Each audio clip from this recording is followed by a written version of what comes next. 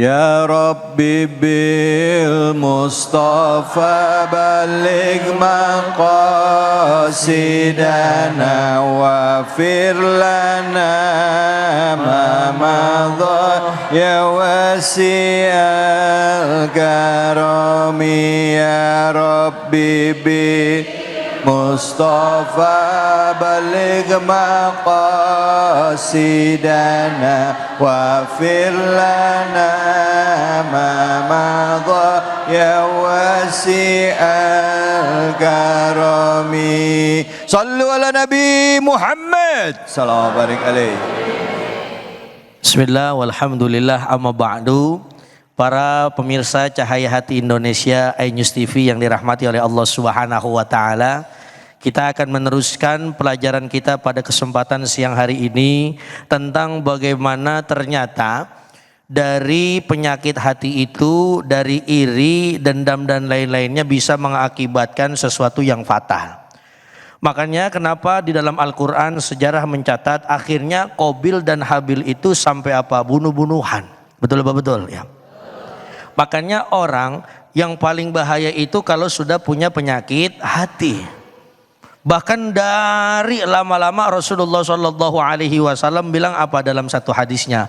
Ala fil jasadi mudghah. Ya. Wa idza saluhat saluhat jasadu kulluh wa idza fasadat fasadat jasadu kulluh ala wahiyal qalbu. Karena iri itu timbulnya dari mana? Dari hati yang tidak bisa menerima. Bagaimana seorang Qabil tidak menerima apa yang Allah berikan kepada Habil? Kalau bahasa kita Ustaz David, Habil mah enak-enak aja begitu kira-kira. Padahal pengorbanannya Qabil dengan Habil hampir sama. Begitu juga biasanya dalam keseharian kita ya Bu ya, namanya saudara ya begitu kira-kira. Namanya saudara kan ketika dia berjuang misalkan untuk orang tuanya, anak untuk orang tuanya, biasanya ada orang tua yang memperlakukan anaknya berbeda-beda. Kita punya anak 3 ya Bu. Biasanya anak pertama dengan anak ketiga perlakuan kita agak berbeda. Mungkin kalau kita lihat kenapa seperti itu, anak pertama bisa jadi pengorbanannya lebih apa? Lebih hebat dari anak ketiga. Padahal kita nggak boleh begitu, harus sama memperlakukan anak kita. Supaya apa? Supaya nggak ada iri-irian.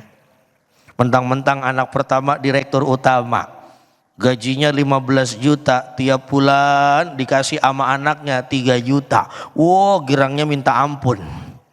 Akhirnya anak yang pertama direktur utama setiap pagi sampai malam dimasakin ayam bekakak.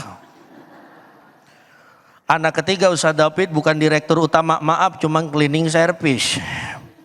Tiap bulan cuma ngasih 50.000. La ilaha illallah, anak yang ketiga cuma dikasihnya apa? Sambel sama nasi doang ya. Tambahin dah 1 garam ya. Akhirnya timbul iri-irian. Nah maka dari itu Allah Subhanahu wa ta'ala enggak pengen kita seperti Qabil dan Habil, cukup sebagai pelajaran. Makanya Al-Quran itu banyak bercerita, banyak menekankan afala tatafakkarun, afala yatadabbarun Al-Quran, macam-macam. Akhirnya sehingga kita bisa mengambil ibrah daripada setiap kisah yang ada dalam Al-Quran. Bu, sekarang saya tanya, Al-Quran itu ceritanya lengkap apa enggak? Oh, lengkap sekali dari Nabi Allah Adam sampai Rasulullah Sallallahu Alaihi Wasallam. Tinggal kita bagaimana bisa nggak mengambil ibrah ataupun pelajaran dari setiap kejadian yang Allah catatkan di dalam Al-Quran.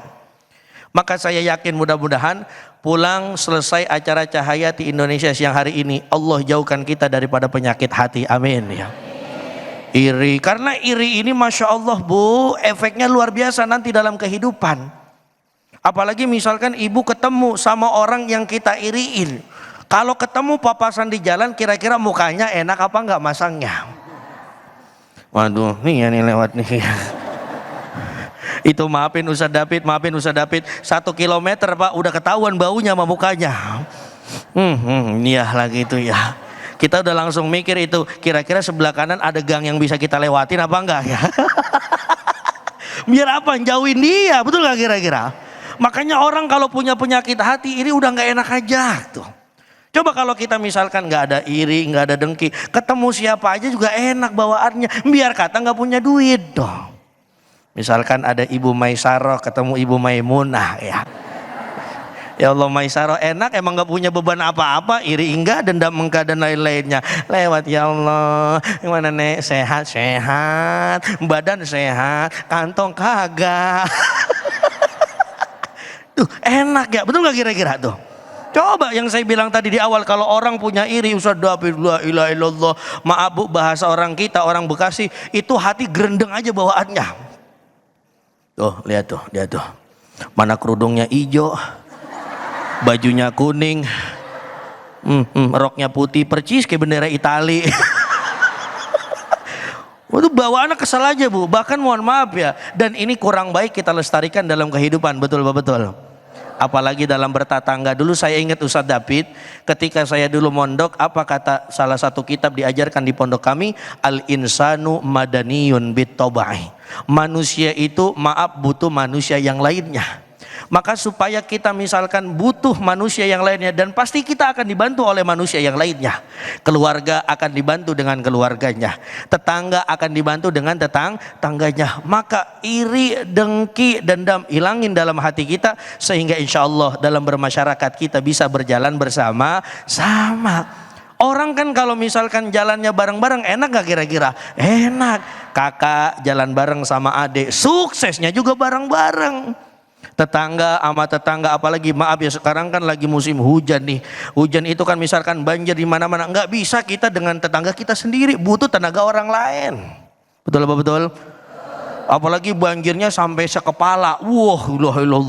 Cuman bukan kepala manusia, kepala ayam ya. Itu kan butuh bantuan orang lain. Maka insya Allah ayo bareng-bareng lewat siang hari ini kita belajar di iNews TV, kita jauhi penyakit iri, dendam dan lain-lainnya. Seperti jangan sampai kita seperti Qabil dan Habil, bunuh-bunuhan karena naudzubillah iri satu sama lain. Begitu kira-kira Ustaz David. Baik, alhamdulillah, terima kasih banyak Ustaz. Bu, ngebunuh itu di dalam Islam nggak bisa bebas begitu aja ya, ada hukumnya ya, apalagi perbuatan yang dilakukan itu didasari ya karena iri hati dan dengki. Dalam Islam di ayat ini ya, di dalam ayat 31, 32 itu menjelaskan tentang bahwa orang-orang yang telah membunuh orang lain itu sama aja seakan-akan dia membunuh semua manusia. Ya, satu orang ini dibunuh misalkan membunuh seluruh manusia. Nah, sebelum kita kaji lagi dari apa yang disampaikan oleh Ustadz tadi yang memperingatkan kepada kita bahayanya punya perasaan dengki, bahayanya punya penyakit hati. Yang mau nanya silahkan angkat tangannya. Siapa? Oh banyak, Masya Allah. Silahkan. Ya, mana tadi orangnya? Ini dia. Berdiri boleh Bu? Ustadz berdiri ya? Iya benar Bu.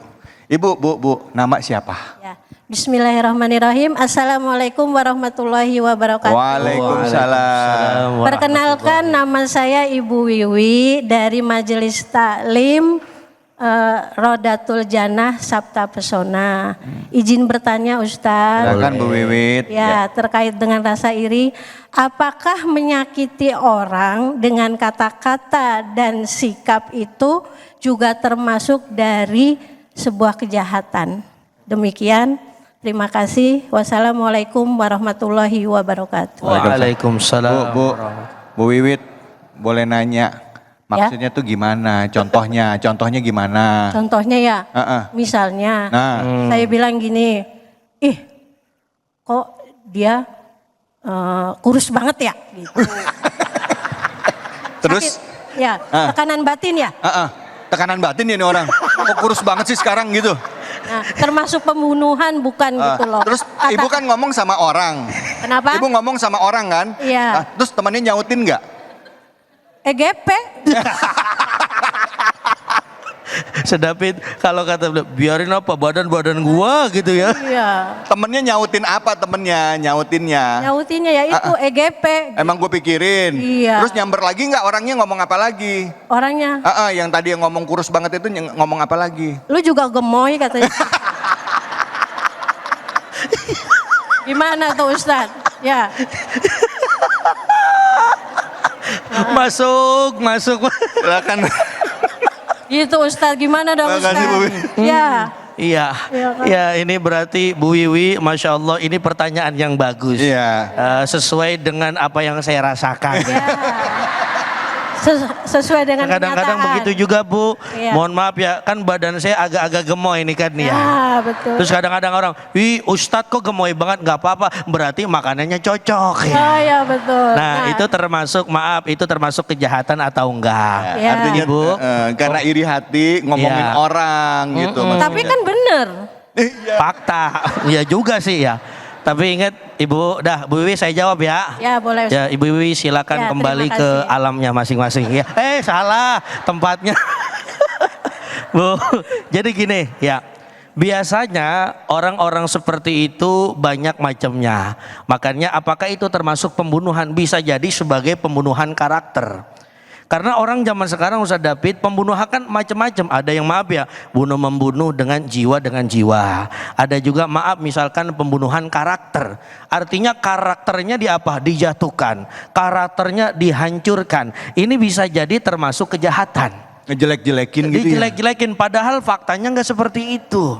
Misalkan maaf nih ya, badan saya kan begini tuh ya kan, tadi bertanya begitu. Itu dia gemuk bukan karena makannya cocok, itu mah banyak korupsinya ya. Bagaimana mau korupsi? Ustadz asal terima amplopnya diterima bininya ya kan ya. Ataupun misalkan begini, wah itu kurus banget, jangan-jangan nggak makan bla bla bla bla. Itu bisa jadi maaf, belum tentu seperti itu, bukan juga kejahatan. Makanya hati-hati ya Bu, hati-hati. Yang paling bahaya itu mulut kalau keluar kalimat-kalimat buruk, apalagi sama orang yang nggak nerima, hati-hati. Ya, maka insya Allah mudah-mudahan mulut kita bisa kita jaga, apalagi hati kita jangan sampai ada iri. Ya, orang kurus biarin, emang nasibnya udah begitu ya. Orang gemuk biarin, emang udah rezekinya segitu ya. Jadi antara nasib dengan rezeki, nggak boleh iri dengan rezeki orang. Begitu kira-kira Bu Wiwi. Kalau yang diomongin bener katanya tadi. Fakta berarti ya. Aduh ya udah baik. Kita akan lanjutkan lagi. Jangan kemana-mana, tetap di Cahaya Hati Indonesia.